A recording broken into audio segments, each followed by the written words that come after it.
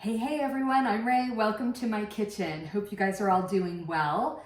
Today we are going to make I find it to be a kind of a fun breakfast. It's a make-ahead breakfast, and since it's the holidays, I thought it would be good to make it kind of a gingerbread flavor. So today we are going to focus on making some gingerbread overnight oats.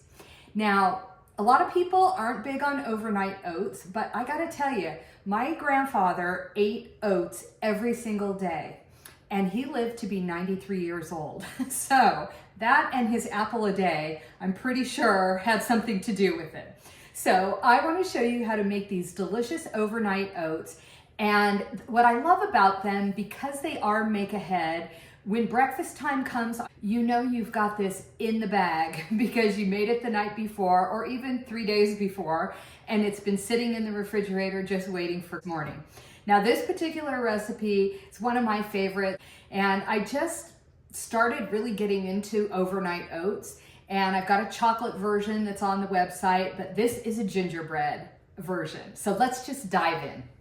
So we are going to start with 1 cup of almond milk.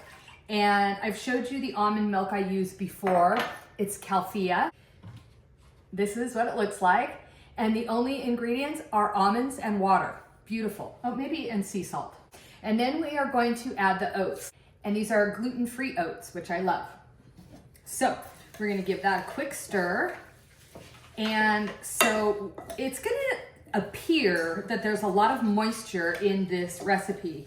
But what happens is when you put this in the refrigerator and let it sit overnight, these dry oats are going to absorb all these wet ingredients, and it's going to be delicious. So next we are going to put some coconut yogurt. Now I like this particular brand of yogurt because it does not have a tangy aftertaste to it like a lot of yogurts do. And I find for this recipe, that's best. I've tried it with dairy yogurt. I've tried it with like Fage and different yogurts like that, but they just have a lot of tang to them, and I find this recipe is better without that tang. The Harmless Harvest brand, it comes in containers like this. You can also get a bigger container. I couldn't find a bigger container, but this is an unsweetened and unflavored coconut yogurt. And the beauty of it is it just adds a lot of probiotic to it, and it adds some creaminess to it. Okay, and next we are going to add 1/2 cup of my date paste. Now, those of you who follow me know I love my date paste. And I make the date paste, and I have it on hand like people have sugar on hand. I use it in a lot of recipes, particularly sweet recipes, but also in savory recipes as well. And I just love the flavor of it. It's got like a caramely, earthy flavor, and I think it just tastes better than sugar, frankly. But it gives it the right amount of sweetness for this recipe. And then this is my gingerbread spice. Now this is another thing. I usually make it once a year around the holidays, and honestly, it lasts me all year. I just store it in my pantry.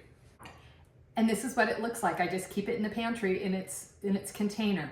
It's a variety of different spices. I'll put the link to the recipe below so that you've got it, so you don't have to go looking for it. And that's it. Now, I like to add a pinch of salt to this, just a little tiny bit, not too much. And the salt that I use is a Redmond's sea salt. And this sea salt comes from the Great Salt Lake. So it is not an ocean sea salt. It's delicious. Okay, and that's it. Now what we're going to do is we are going to put this mixture into some little glass jars, and then we're going to store the jars overnight. They'll stay up to 4 or 5 days in the fridge. I like to make them at least 2 days before, and so these will stay in the refrigerator until then, and then when you're ready to eat them, all you have to do is open the jar and you can spoon it right out of the jar. So let's get the jars going so you can see how that works. So I know this recipe will fill at least 3 of these jars, and all I'm going to do is spoon it in. Now, these are not wide mouth jars, and if you prefer to use like a wide mouth canning jar, it's actually easier. These happen to be recycled yogurt containers from my Coco Yo that I like. So I'm using that. And I'm not going to fill it all the way because it will expand ever so slightly as the oats absorb some of the moisture. And then I'll put a lid on it. And that's it. That's how these are going to go into the refrigerator. So I'm going to fill the rest of these up off camera, and then we'll be back for a taste. Welcome back, everyone. So we ended up getting 3 of the glass jars. These are 8-ounce jars. So we got 3 8-ounce jars and a little bit extra, which I put in just a glass storage container. So much easier to get into this glass storage container because of its wide opening as opposed to these jars. But I like the jars also. These are great for grab and go. They don't spill. So I make it, I use both. But anyway, so 3.5 basically containers of the gingerbread overnight oats. And I made them a batch last night. So these sat overnight. And you can see how they firm up. It's pretty firm inside there, but not so firm that you can't get a nice little taste. So let's have a taste.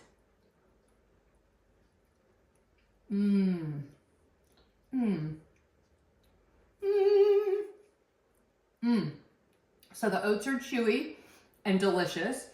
I do taste all of the spices, which are fantastic. I love the gingerbread spices. Now I have a banana here because this particular recipe tastes really great with a banana and with raspberries. So I've tried it with all different fruits, and for whatever reason, I like the banana and the raspberry the best. So I'm gonna cut my banana and finish this one up. So we didn't really talk about all of the ingredients in detail. So I wanna show you the protein that is in these oats. So the oats that I use are Bob's Red Mill, and these are protein oats. So they do have a little bit more protein than just traditional rolled oats.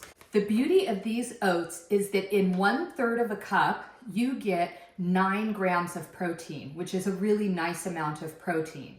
So I like that because I like the extra protein. I don't eat a lot of meat, and so getting enough protein in my diet can sometimes be a challenge without eating a lot of beans or legumes or nuts. So if I can get some from oats, I'm gonna do it. And so this is a really nice bit of protein. The other thing is the almond milk itself has a little bit of protein in it because almonds do have protein in them.